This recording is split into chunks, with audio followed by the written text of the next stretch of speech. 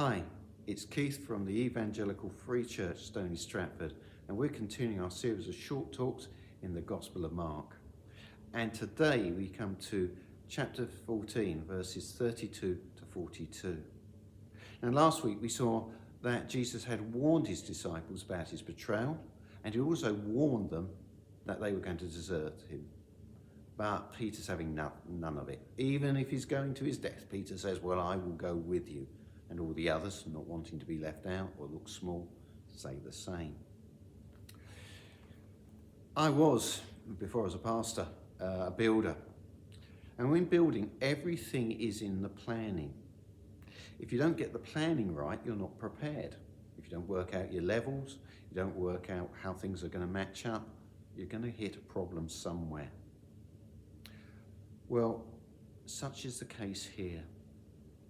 Because the disciples are not realistic about what Jesus is telling them, they are unprepared. We read in verse 33, he took Peter and James along with him, and he began to be deeply distressed and troubled. My soul is overwhelmed with sorrow to the point of death, he said to them. Stay here and keep watch. Jesus has gone up to Gethsemane to pray, to steel himself for what he is going to have to face when he goes to the cross.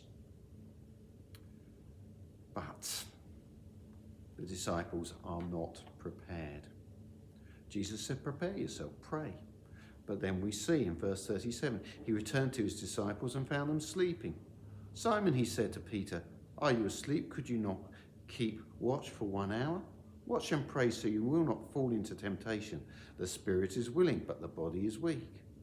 He goes off to pray again and then comes back. And what does he do? He finds them sleeping again. This time they're shamefaced. A third time he returns. And what's happening? They're sleeping. Not good. Peter, James, and John are completely unprepared. You see, the battle for them is lost. And the battle for us is lost when we rely on our own abilities and we don't look to Jesus. But Jesus is prepared. He knows what he's facing. Verse 35. Going a little further, he fell to the ground and prayed, if it is possible, the hour might pass from him. Abba, Father, he said, everything is possible for you. Take this cup from me. Yet not what I will, but what you will. There's a few things to note here. Firstly, what is the cup? What's this all about? Well, the reference is from Psalm 75, verse 8. In the hand of the Lord is the cup, full of foaming wine mixed with spices. He pours it out on all the wreckage of the earth, and they drink it down to its very dregs.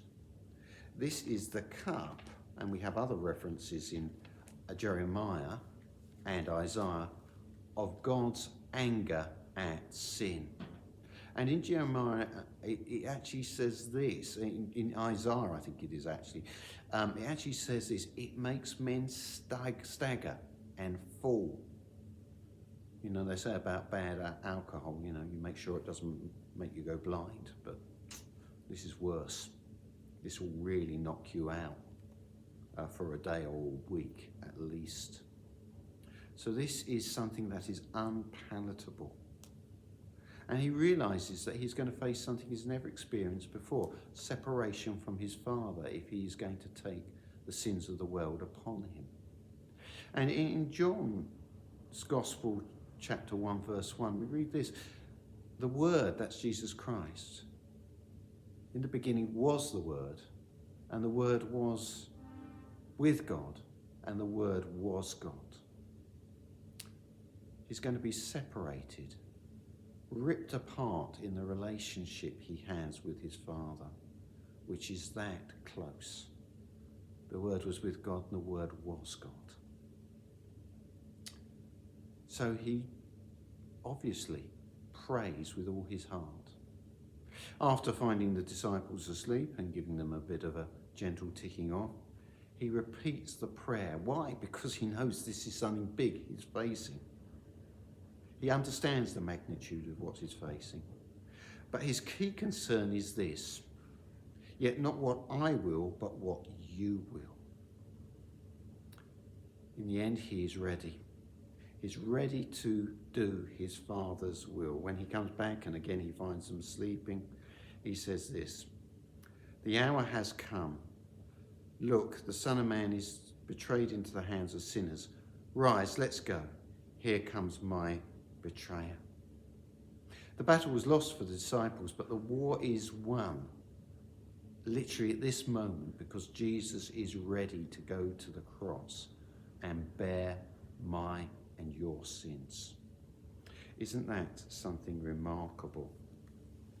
In Revelation chapter 16, verse 19, second part, it talks about the cup.